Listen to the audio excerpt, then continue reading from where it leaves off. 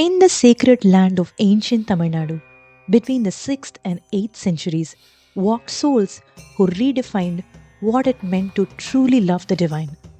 They were not sages or kings, they were potters, farmers, poets, and warriors, men and women from every corner of society, from every caste, class, and background. But in their hearts burned a fire so pure, the fire of unshakable devotion to Lord Shiva.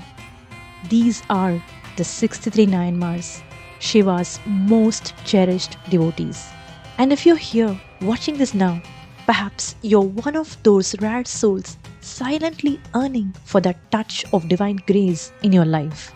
And this video series will not merely reveal how devotees serve Lord Shiva, they reveal how Lord Shiva himself celebrates his devotees.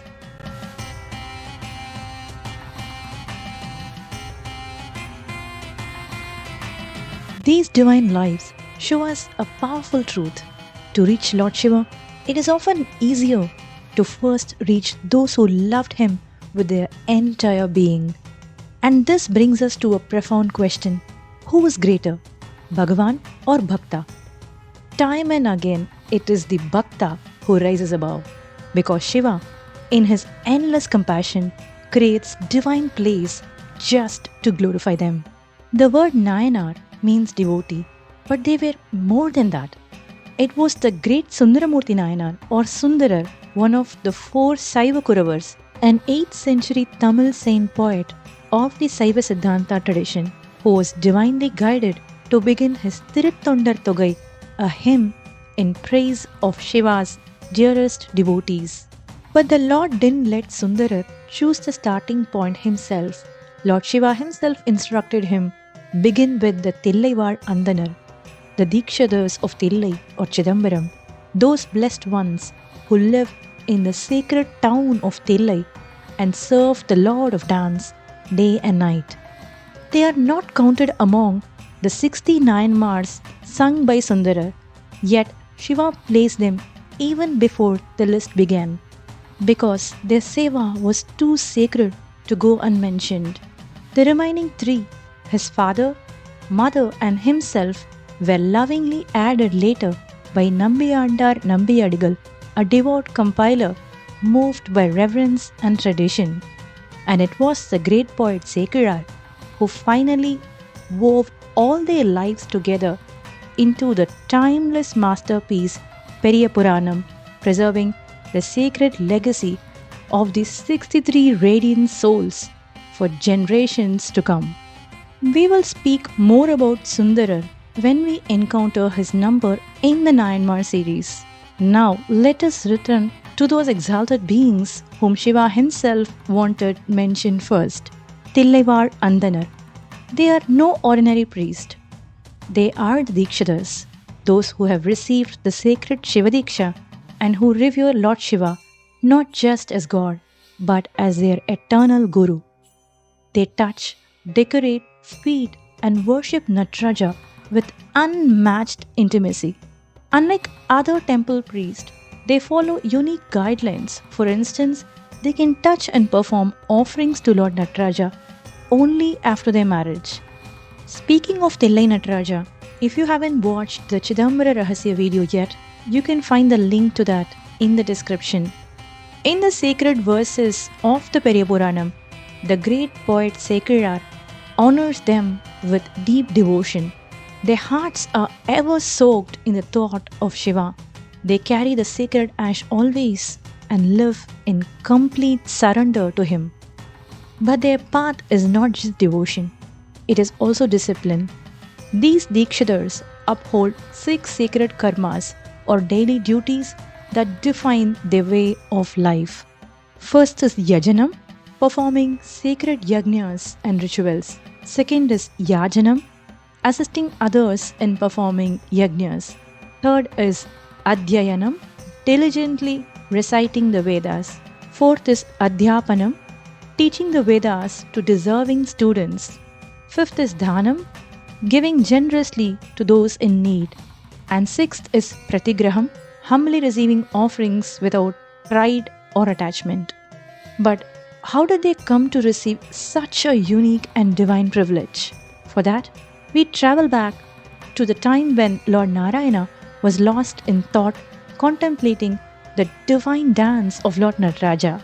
That vision ignited a deep longing in Adi Sesha, who descended to earth as Patanjali Muni, determined to witness that cosmic dance for himself. Alongside him stood Vyagrapada, another sage of same earning. Together they performed intense tapas in the sacred town of Chidambaram, moved by their unwavering devotion. Lord Shiva descended from Kailasa, and on the auspicious day of Arudra Nakshatra, aligning with the full moon in the holy month of Margari or Dhanurmasa, he performed the Ananda Tandavam, the blissful cosmic dance. We have covered this story in detail in our Arudra Darshan video linked in the description. Do check it out if you haven't already. That divine performance was no ordinary event. 78,000 celestial beings witnessed it, including Shivaganas, Devadevas, Rishis, and among them 3,000 Deekshadars who came from Kailasa were also present. After the Tandavam, when most departed, Shiva gave a divine command to those 3,000 Deekshadars. Remain in this sacred place, serve me, worship me, take care of me every single day. And from that day to this, they have lived by that command, serving Nataraja in love, duty, and devotion. The glory of these Deekshadars is carved into the walls of Tanjavur Brihadishwarar temple, built by the mighty Rajaraja Soran, an eternal mark of their devotion. Still wondering what makes them so special? Let me share one more divine incident. Once, Lord Brahma organized a grand yajna for the welfare of the worlds.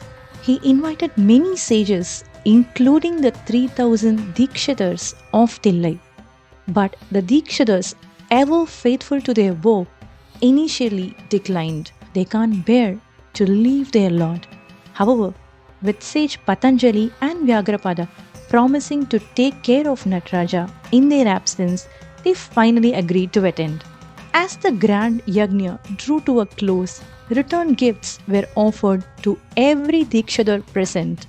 Each one stepped forward until only 2,999 had claimed theirs. One gift remained, but no one knew who it belonged to. A hushed confusion spread through the crowd, and in that divine moment, Lord Nataraja himself appeared. With a gentle smile, he asked, "Have you forgotten me?" He revealed a profound truth that day. He was one among the 3,000 Deekshadars. He had descended with other Deekshadars from Kailasa to Chidambaram, lived among them, served with them, and had accompanied them here to this very yajna. Joy overflowed. The Lord had not just blessed their path, He walked it with them. From that moment on, he was honored as Sabhanayagar, the chief of the sacred assembly. Isn't that reason enough for Sundarar to begin his Thirutondar Togai with them? Thillai Vaazh Andanar adiyar kumadiyen. I bow to the devotees of Thillai, those noble souls who lived in complete surrender. This story reveals a profound truth. When a true devotee surrenders with humility and love, the divine too surrenders to that devotion. In such a union, there remains no difference between the devotee and the divine. Can you offer such complete surrender? Tell us in the comments below. As for Sundarar, only after honoring the Thillai Vaazh Andanar does he begin his journey through the lives of the other Nayanmars, starting with Thiruneelakantar or Thiruneelakantatta Koyavanar, the humble potter touched by grace. We'll dive into the story in the next episode. If the story touched your heart, please like it, share it with your loved ones, and let us know your reflections in the comments. Your support means everything. Let's together spread these sacred lives that echo the grace of Shiva in our hearts. Thanks for watching.